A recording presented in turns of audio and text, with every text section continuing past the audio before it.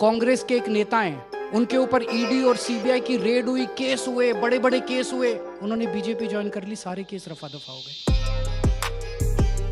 एक तृणमूल कांग्रेस के बड़े नेता हैं, उनके ऊपर ईडी की रेड हुई, सीबीआई की रेड हुई, बड़े बड़े केस हुए, उन्होंने बीजेपी ज्वाइन कर ली, सारे केस खत्म हो गए।